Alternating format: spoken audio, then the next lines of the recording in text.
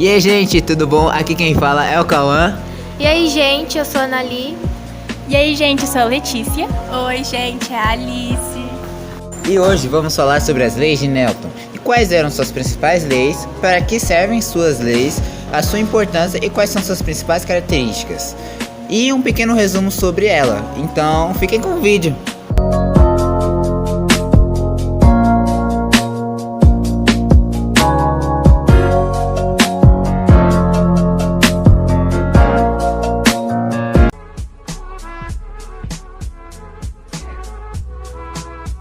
Um dos principais legados deixados por Isaac Newton foi a precisa explicação da matemática para o movimento dos corpos. A mecânica newtoniana mostrou-se capaz de predizer a trajetória de asteroides e o surgimento dos mares, tornando-se um dos marcos da física por trazer equações para a matemática explicando fenômenos naturais. Ah, tá. Agora tá explicado porque que tem letras na matemática, mas tudo bem, tudo certo por aqui. Junto às três leis de Newton, elas são usadas para descrever a dinâmica dos corpos, isto é, as causas que podem alterar seu estado de movimento, em termos simples. As leis de Newton tratam-se de situações em que os corpos permanecem ou não em equilíbrio, quando o corpo está sujeito a inúmeras forças que se cancelam. Dizemos que pode se encontrar em equilíbrio estático ou dinâmico, ou seja, um negócio pode estar parado ou andando em linha reta. Hoje eu vou falar sobre a importância das leis de Newton na sociedade. As leis de Newton são lei da inércia, princípio fundamental da dinâmica e lei da ação e reação. Essas leis são usadas para determinar a dinâmica dos movimentos dos corpos. As leis de Newton estão entre as mais importantes das leis da física e são usadas para determinar a dinâmica dos corpos. Eu vou falar sobre para que servem as leis de Newton.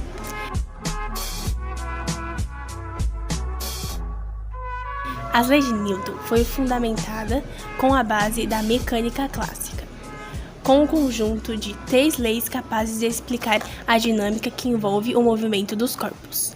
Essas leis foram publicadas pela primeira vez pelo filósofo inglês Isaac Newton, no ano de 1967, em obra de 3 volumes intitulada Princípios Matemáticos da Filosofia Natural.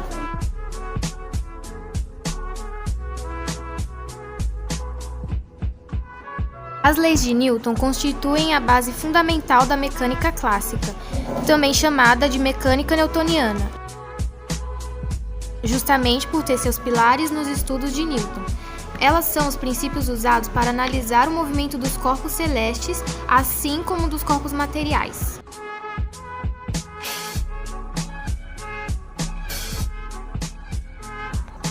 A primeira lei de Newton é chamada de lei da inércia. Seu enunciado original é: todo corpo continua em seu estado de repouso ou de movimento uniforme em uma linha reta, a menos que seja forçado a mudar aquele estado por forças aplicadas sobre ele. Ou seja, a menos que tenha alguma força sobre algum objeto em movimento, esse objeto vai ficar em repouso ou se mover ao longo de uma linha reta numa velocidade constante. A lei da inércia também explica o surgimento das forças inerciais, que é as forças que surgem quando os corpos estão sujeitos a alguma força capaz de produzir neles uma aceleração. Por exemplo, ao pisar no acelerador do carro, o motorista pode se sentir comprimido no banco, como se tivesse uma força puxando ele para trás, quando na verdade o que ele sente é a expressão de sua inércia, ou seja, a tendência que seu corpo tem de permanecer parado ou em velocidade constante. Além disso, quanto maior for a massa de um corpo, quanto mais pesado ele é, maior será a sua inércia. Assim, alterar o estado de movimento desse corpo de massa grande requer uma aplicação maior ainda de força. Os corpos de massa pequena têm seu estado de movimento alterado facilmente com a aplicação de forças menos intensas. A primeira lei de Newton é pouco intuitiva.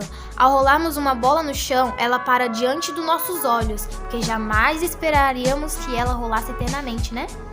No caso descrito, porém, a bola está sujeita a uma força resultante que não é nula, a uma força de atrito entre a bola e a superfície do chão, desacelerando o objeto continuamente. Ou seja, se a gente tacar a bola no chão, ela não vai ficar rolando para sempre, ela vai parar por causa do atrito que tem entre a bola e a superfície do chão. Eu vou falar sobre a segunda lei de Newton. A segunda lei de Newton, também conhecida como a lei de superposição de forças ou como princípio fundamental da dinâmica, traduzida da sua forma original, a mudança de movimento é proporcional à forma motora imprimitiva e é produzida na direção de linha reta, na qual aquela força é aplicada. Essa lei informa que o módulo da aceleração produzida sobre um corpo é diretamente proporcional ao módulo D, a força aplicada sobre ele, e o inversamente proporcional à sua massa. Essa lei é apresentada na equação abaixo. As forças são grandezas vetórias, portanto, são escritas com uma seta apontando para a direita, acima do seu símbolo. Essa seta não indica o módulo ou a direção da sua grandeza, indica somente que elas são vetórias. De acordo com a segunda lei de Newton, a força resultante aplicada sobre um corpo produz nele uma aceleração na mesma direção e sentido da sua força resultante.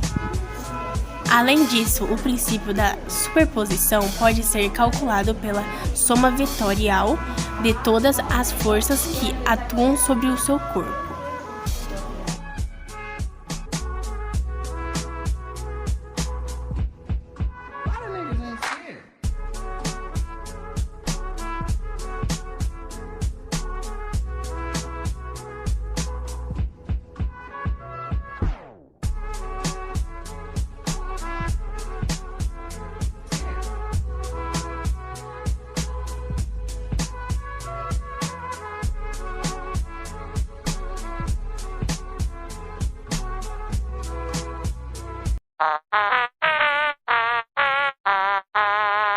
As leis de Newton são importantes para o movimento.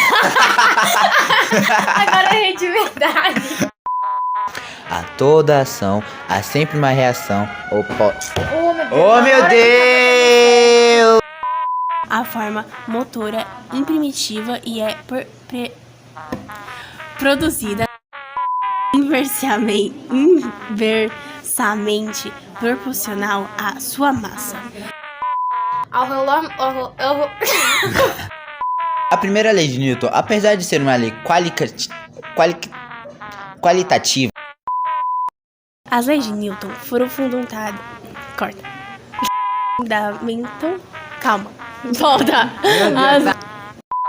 A primeira lei de Newton. Oxi! Que foi? Eu não sei. Hoje você começou a rir do nada! Uai! Eu não Oxi, do nada, cara!